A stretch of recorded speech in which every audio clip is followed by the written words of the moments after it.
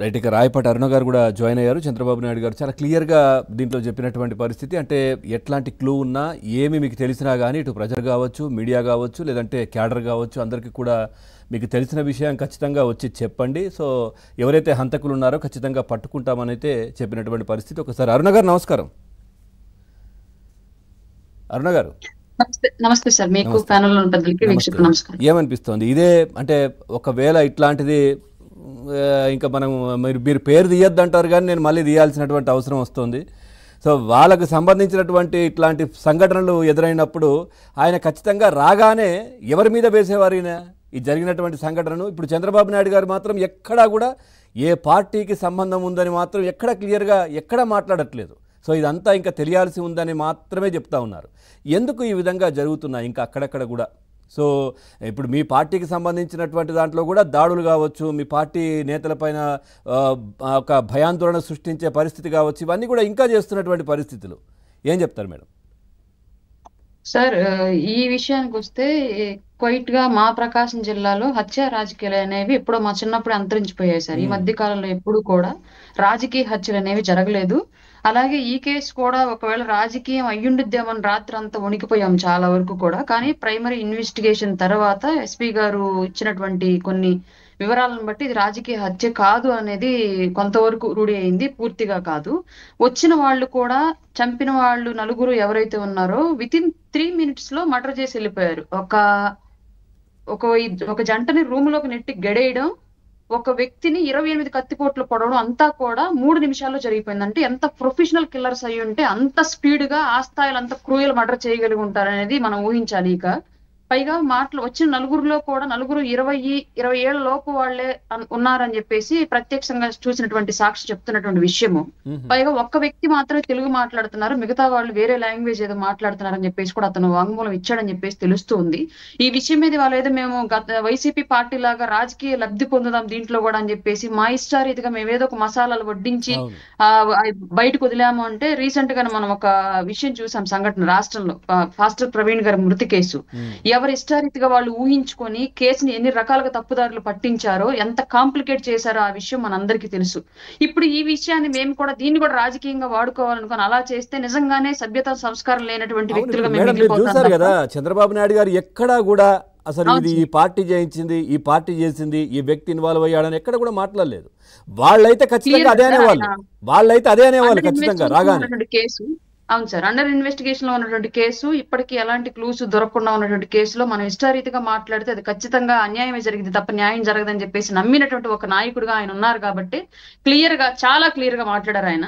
మీరు ఇది చూసుంటారో లేదో నాకు తెలియదు యాక్చువల్ గా. ఒకసారి ఈ బాడీ చూడండి మీరు, ఇది సిచ్యువేషన్. గొంతు నుంచి మర్మాంగం వరకు మొత్తం 28 కత్తిపోట్లు ఉన్నాయి. ఇదంతా 3 minutes లో జరిగింది సార్.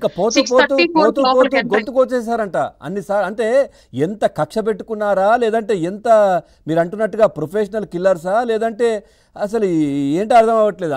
అంత కక్ష ఏంటో అసలు. 6:34 కి ఎంటర్ అయ్యి 6:37 కి బయటకు వచ్చారు అంటే 3 నిమిషాల్లోనే మొత్తం జరిగిపోయింది సార్ క్లియర్ గా. అంటే ప్రొఫెషనల్ కిల్లర్స్ అయితేనే ఇంత దారుణంగా చేయగలరని చెప్పేసి మాకు అనిపిస్తున్నట్టు విషయము. ఇంకోటి ఏంటంటే రకరకాల వాదనలు వినిపిస్తున్నాయి. ఆయనకి కొంచెం వ్యాపార లావాదేవీల్లో ఏవో చాలా రోజుల నుంచి గొడవలు నడుస్తూ ఉన్నాయి, వాటికి సంబంధించి ఎవరో చేయించారు అని చెప్పేసి ఆల్రెడీ కాల్ డేటా అంతా కూడా పోలీస్ డిపార్ట్మెంట్ వారు పరిశీలిస్తూ ఉన్నారు. కానీ ఒక్కసారిగా ఇటీవల కాలంలో ఎప్పుడు లేనటువంటి ఒక భయానకమైన వాతావరణం మాత్రం ఈ రోజు ఒంగోలులో ప్రకాశం జిల్లాలో నెలకొంది. నిజంగానే ఇక్కడ ఉన్నందుకు మాకు బాధగా ఉంది. ఈ సిచ్యువేషన్ ఎప్పుడు గతంలో లేదు. మేము చిన్నప్పుడు ఎప్పుడో చూసాం ఇట్లాంటి రాజకీయాలు, హత్యలు. ఇది రాజకీయం అని కూడా అనట్లేదు నేను ప్రస్తుతానికి అయితే క్లియర్ గా. ఇట్లాంటి పరిస్థితులు అనేవి మా చిన్నప్పుడు ఉండే. ఎస్పీ లడ్డా గారిని మాకు ప్రకాశం జిల్లాకు ఒక ఆయన చేశారు. ఆ టైంలో ఈ రౌడీ షీటర్లు, ఈ హత్య రాజకీయాలు అన్ని కూడా ఆయన కంప్లీట్ గా అంతమంది ఇచ్చేసి వెళ్ళాడు జిల్లా నుంచి. ఆ టైంలో చూసాము. ఆ తర్వాత మళ్ళీ నిన్నే చూసాం సార్, ఉలిక్కిపడింది ఒంగోలు మొత్తం కూడా. కానీ ఏదేమైనా లా అండ్ ఆర్డర్ పటిష్టంగా ఉంది అని బలంగా నమ్ముతున్నాము. ఈ నేరస్తులు అయితే చట్టం దృష్టి నుంచి తప్పించుకోలేరు. పైగా కూటమి ప్రభుత్వంలో ఒక కూటమి నాయకుడిని చంపడం అంటే అది మామూలు విషయం కాదు. ఆయన ఒక చిన్న నాయకుడు ఏం కాదు, ఏదో గ్రామ స్థాయి లేదంటే మండల స్థాయి నాయకుడు ఏమీ కాదు. 2 నియోజకవర్గాల్లో గట్టిగా అతని యొక్క ప్రాబల్యం చూపగలిగినటువంటి వ్యక్తి, ఎక్స్ ఎంపీపీ, అలాగే బాపట్ల పార్లమెంట్ కి అధికార ప్రతినిధిగా ఉన్నటువంటి వ్యక్తి. ఎమ్మెల్యేలను కూడా గెలుపు ఓటములు డిసైడ్ చేయగలిగేటువంటి సామర్థ్యం ఉన్నటువంటి వ్యక్తి వీరయ్య చౌదరి గారు.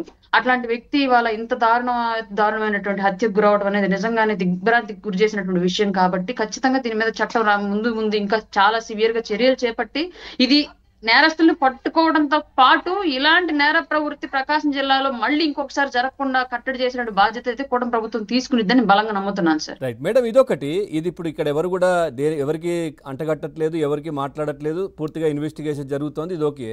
కానీ మొన్న ఈ మధ్య కూడా మనం కర్నూలు కావచ్చు, కొన్ని ప్రాంతాల్లో కూడా టీడీపీ నేతలు హత్యలు జరిగాయి.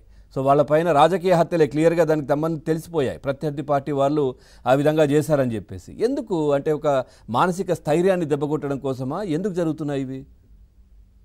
ఇక్కడ రెండు కారణాలు సార్. ఒకటి మనకి ఆధిపత్యం అన్నా కావాలి, లేదంటే అధికారం అన్నా కావాలి అన్నటువంటి ఉద్దేశంతో వైసీపీ పార్టీ అండ్ ఆ పార్టీని స్థాపించినటువంటి నాయకులు ఉన్నారు కాబట్టి, స్థాపించింది వేరే వాళ్ళు, ఆ పార్టీ అధిష్టానంలో ఉన్నటువంటి నాయకులు ఉన్నారు కాబట్టి, ఒకటి అధికారంలో ఉంటే భయపెట్టి బతకాలి, లేదంటే మనకు అధికారం లేనప్పుడు ఇలా చంపైనా సరే మనం భయాన్ని కల్పించి మన ప్రాబల్యమే రాష్ట్రంలో ఉండేలాగా చాటుకోవాలన్నటువంటి ఒక దురుద్దేశంతో జగన్మోహన్ రెడ్డి ఉన్నాడు. కాబట్టి మీరు గమనించండి, ఎప్పుడు రాష్ట్రానికి వచ్చినా సరే మీరు జాగ్రత్తగా ఉండండి, మీ భార్య బిడ్డలు మీ కుటుంబాలు మీకు ఇంపార్టెంట్ ఈ స్టేట్ లో అన్న విషయాన్ని చెప్పట్లేదు అతను ఎక్కడా కూడా.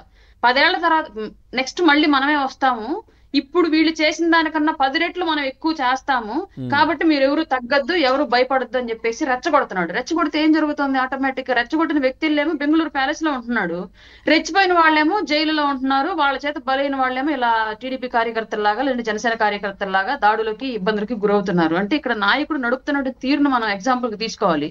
గత 5 ఏళ్ల పాటు మీరు కనుక చంద్రబాబు నాయుడు గారు పార్టీ క్యాడర్ నడిపినటువంటి విధానం కనుక మీరు చూసినట్లయితే ఎక్కడా కూడా ఎవరిని రెచ్చగొట్టలేదు, క్లియర్ గా చెప్పాడు. మనం అధికారంలో లేము, కార్యకర్తలను కాపాడుకోవటం కూడా స్వీయ నియంత్రణ అనేది లేకపోతే కార్యకర్తలను కాపాడుకోవటం కూడా అధిష్టానాలకు కష్టమైనటువంటి పని. కాబట్టి ఎవరికి వాళ్ళు స్వీయ నియంత్రణ, స్వీయ జాగ్రత్త పాటిస్తూ కొంచెం తగ్గే ఉండండి, వాళ్ళు ఇబ్బంది పెట్టినా సరే అని చెప్పేసి క్యాడర్ ని కాపాడుకునేటువంటి నాయకుడిగా చంద్రబాబు నాయుడు గారు ప్రూవ్ అయ్యారు. స్థానిక సంస్థల ఎలక్షన్స్ అప్పుడు కూడా తీవ్ర స్థాయిలో గొడవలు జరుగుతూ ఉంటే పైన అధిష్టానంలో లేనప్పుడు కింద గ్రామాల్లో మనం ఉన్నా చేయగలిగేది ఏమీ ఉండదు. కాబట్టి మీరు ఎలాంటి గొడవలకి వద్దు, వీలైనంత వరకు పోటీ నుంచి విరమించుకోండి అని చెప్పేసి కూడా చెప్పి కార్యకర్తల్ని కాపాడుకున్నటువంటి వ్యక్తి చంద్రబాబు నాయుడు గారు.